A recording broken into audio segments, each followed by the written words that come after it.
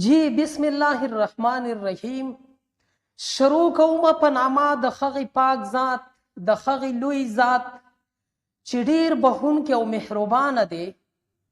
د انګلیش ټو پښتو لرننګ زده کوونکو، زه راغلمه ستاسو په خدمت کې د یو بل نوي کلاس سره، په دې امید چې تاسو به هم ټول روغ او جوړ او د ژوند په مزو کې به یئ. په دې نن کلاس کې ما ستاسو دپاره راوړي دي د انګلیش ګران ټکي. د انګلیش ګران ټکي دي، د دې معنی به تاسو ته زه په پښتو کې کومه.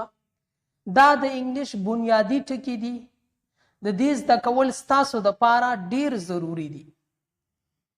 ډیرې خبرې به زه نه کومه، د کلاس شروعات به کوو. د کلاس د شروع کېدو نه مخکې اول ټول زما سلام واخلئ او د سلام نه وروستو په کلاس باندې ټول بسم الله ووایئ او د کلاس شروعات د بسم الله نه وکئ. د کلاس اولنی ټکی چې کوم دی لرن. لرن وایي زده کړئ ته. زده کړئ ته څه وایي په انګلیش کې؟ لرن. LEARN لرن، زده کړه. بیا دی سټارټ. د سټارټ مطلب دی شروع کول، یو کار شروع کول. صحیح ده؟ سټارټ شروع کول. پاور قوت، طاقت. صحیح ده؟ پاور وایي طاقت ته، قوت ته. بیا ورپسې بل ټکی چې کوم دی هیلپ، مدد، مرسته. پری، پری وایي دعا ته. صحیح ده؟ دعا به تاسو پیژنئ، په انګلیش کې ورته وایي پری. مونځ ته هم تاسو پری ویلی شئ. امپروو، د امپروو مطلب دی ثابتول. صحیح ده؟ ثابتولو ته په انګلیش کې وایي امپروو، ثابتول. کم، راتله. راتلو ته په انګلیش کې وایي کم. آوټ، آوټ وایي وتلو ته. آوټ، وتل. یوز، استعمال، یعنی دا سیز استعمال دی. تاسو به دا یوز ټکی ډیر زیات اورئ. نو د یوز مطلب دی استعمال. بل ټکی چې کوم دی کل. د کل ټکی به هم تاسو ډیر زیات اورئ. هلته کې کلینګ وشو، دلته کې کلینګ وشو، په خبرونو کې ډیر زیات راځي. نو کلینګ وایي ویشتلو ته، یو سیز ویشتل. بیا ورپسې ټکی دی هیټ. هیټ وایي وهلو ته. هیټ هم ویشتلو ته هم وایي، خو لفظي معنی یې دا وهل. پرامیس، پرامیس وعده کول، د چا سره وعده کول، لوز کول، دې ته په انګلیش کې وایي پرامیس. اباوټ، په باره کې، د یو څیز په باره کې. د یو څیز په باره کې ته خبرې کوي که نه، دغه په باره کې چې مونږ وایو دې ته په انګلیش کې وایي اباوټ، په باره کې. بیا مخکې ټکی دی هیټ. هیټ وایي نفرت ته. نفرت، هیټ. ټوډے، نن. ټوډے، نن، یعنی دا نن چې کومه ورځ ده دې ته په انګلیش کې وایي ټوډے. بیا بل ټکی چې کوم دی میسج. میسج وایي پیغام ته. په موبایل کې به تاسو ګورئ هغه ته میسج وکړه، هغه میسج راولېږو.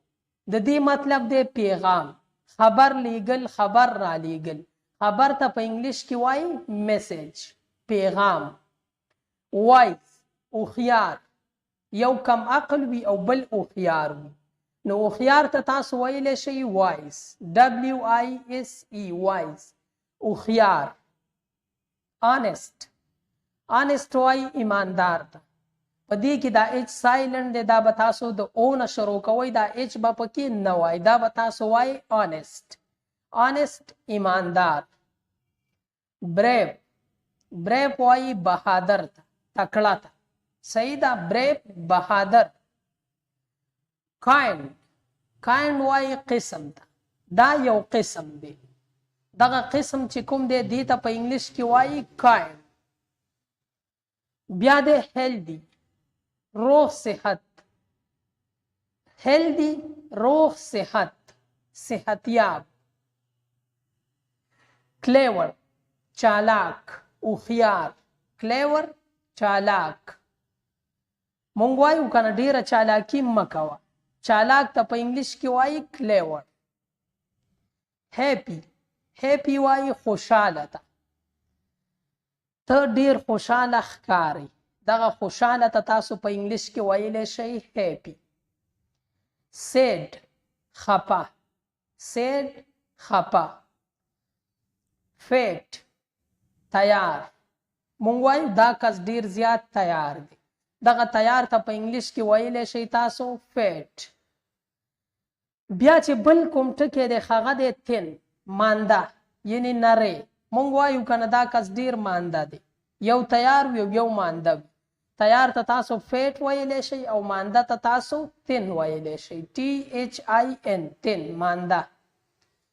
بیا دی هنګري. د هنګري مطلب دی اوږی یعنی ډوډۍ راوړه زه اوږی یم. دغه اوږي ته وایي هنګري.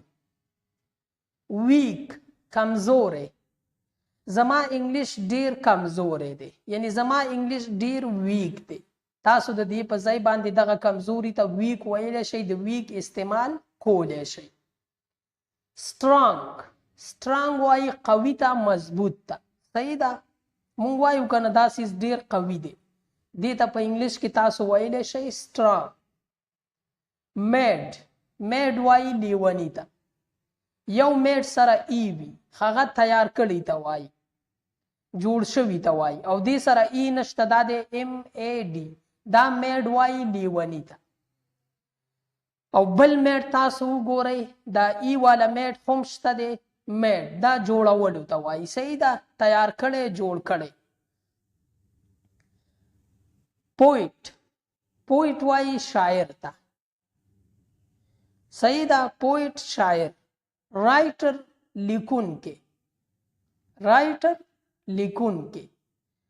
آرټسټ وایي هنرمند ته. آرټسټ هنرمند. سنگر سندرغاړی. سرونټ نوکر.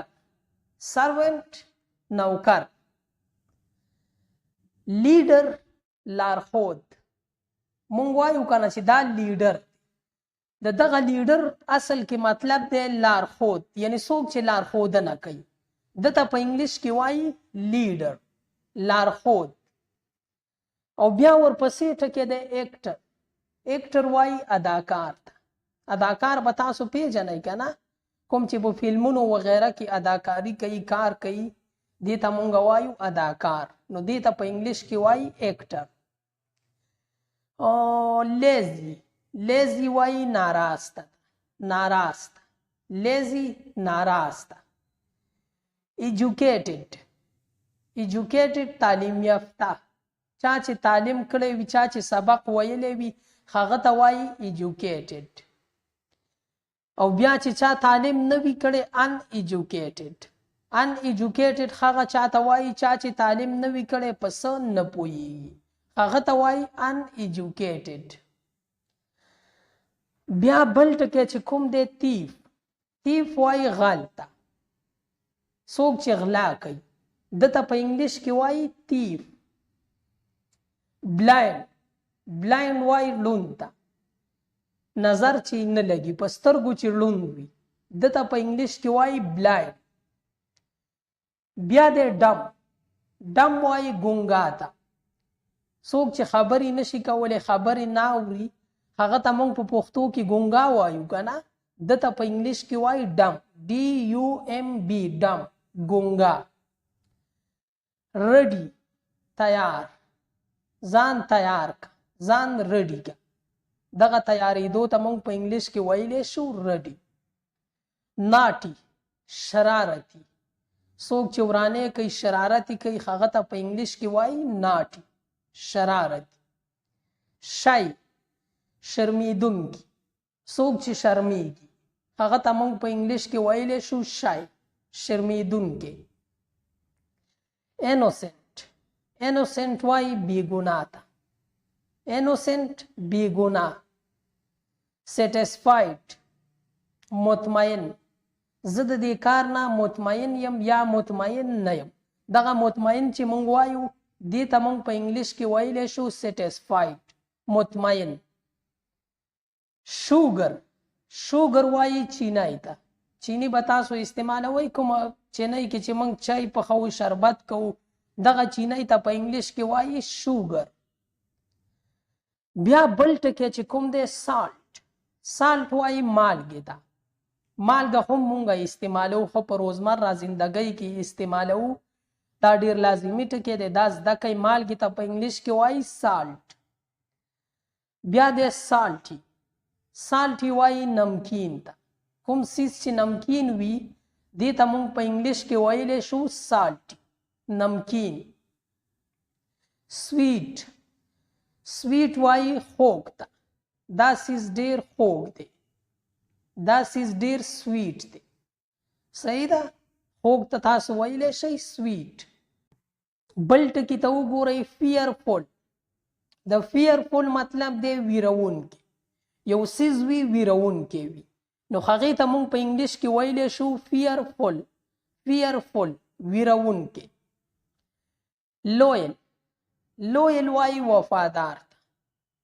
څوک چې وفا کوي که نه، مونږ وایو دا کس ډیر وفادار دی، دا کس ډیر وفادار دی. نو دغه وفادار ته مونږ ویلی شو لویل. او بیا دی ډسلویل. دا کس ډیر بې وفا دی. چې څوک بې وفا وي هغه ته مونږ په انګلیش کې ویلی شو ډسلویل، بې وفا. لکی وایي خوش قسمته ته. خوش قسمته لکی، د ده ډیر ښه قسمت دی، خوش قسمته دی، دا لکی دی. بیا دی انګري وایي غصې ته. انګري غصه. کار. کلوز بند، دکان بند کا، کوټه بنده کا، کلوز کا. اوپن کلاو، دکان کلاو کا، دکان اوپن کا. بروک مات. سیچویشن حالات. نن سبا حالات څنګه دي، نن سبا سیچویشن څنګه دي. پنش سزا. ټیر اوښکې.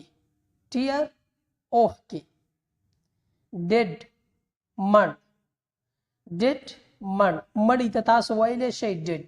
تاسو به دا ډیر اورئ، دلته کې ډیډ باډي برآمد شو. نو د ډیډ باډي مطلب دی یعنی مړ وجود برآمد شو. الایف وایي ژوندي ته. الایف ژوندی. وینډو کړکۍ. په کوټه کې چې دا کوم کړکۍ دی دې ته تاسو په انګلیش کې ویلی شئ وینډو. بیا دی ډور دروازه. د کور دروازه وي که نه، دې ته په انګلیش کې وایي ډور. فلګ بیرغ جنډه. سکسس کامیاب. فائنل ورسته اخیری. ارلی وختي یعنی زه په سحر کې وختي پاسم، دغه وختي ته تاسو ویلی شئ ارلی. بیا دی لیټ. زه د شپې لیټ اوده کیږم. دې ته تاسو یعنی زه د شپې ناوخته اوده کیږم، دغه ناوخته ته تاسو ویلی شئ لیټ ناوخته. ریسټ دمه. کینه دمه وکه، دغه دمې ته تاسو ویلی شئ ریسټ. سکیری وایي ویرونکي ته. ویرونکي. دا څیز ډیر ویرونکی دی، دا څیز ډیر سکیری دی. او بیا دی فیر وایي ویرې ته. ویره فیر. انمی وایي دشمن ته. دشمن. دا زما دشمن دی، دغه دشمن چې کوم دی دته په انګلیش کې وایي انمی. او بیا دی انمیټي وایي دشمنی ته. د دوی ډیره زړه دشمنی ده enmity. دغه دشمنی ته تاسو ویلی شئ enmity. silent. silent وایي چوپ ده، خاموشه ده. silent چوپ. تاسو به په دې موبایل کې وینئ که نه وایي موبایل سایلنټ کا، یعنی موبایل چوپ کا، خاموشه یې کا. dry وچ. dry وچ. کپړې وچې دي، یعنی کپړې وچې کا. dry دغه وچ چې کوم دی دغې ته وایي dry. او بیا دی wet. wet وایي لوند ته. لوند wet. idle بیکار. idle بیکار، یعنی دا کس ډیر بیکار دی، دا کس idle دی، بیکار دی. before مخکې. before مخکې. after وروستو. after وروستو. present حاضر. present حاضر، یعنی دا کس په کلاس کې حاضر دی، present دی. absent غیر حاضر. غیر حاضر، یعنی دا کس په کلاس کې غیر حاضر دی، absent دی. real. real وایي اصلي ته. real اصلي. او بیا د کلاس اخیرنی ټکی دی fake. fake وایي نقلي ته. یو وی اصلي او بل وی نقلي، نو نقلي ته تاسو ویلی شئ fake. fake نقلي. خو په دې ځای باندې به د نن ورځې د کلاس اختتام وکړو. زمونږ د نن کلاس پای ته رسي، د نن ورځې کلاس پای ته رسي. زما ډیر امید دی زه د تاسو نه ډیره خیله کوم چې د دې نن کلاس نه به تاسو ډیره زیاته فایده اخیستې وي. ډیر فایدار ټکي پکې دي. دا زمونږ په روزمره استعمال، یعنی په روزمره زندګۍ کې ډیر د استعمال ټکي دي. د دې د زده کولو ښه پوره کوشش وکړئ. دا کلاس بیا را د سره کړئ، بیا یې را د سره کړئ، دا بیا وګورئ، دا ټکي تاسو یاد کړئ. دا بس تاسو په روزمره زندګۍ کې ډیر په کار راځي. که ژوند وي زه به راځم د یو بل نوي کلاس سره.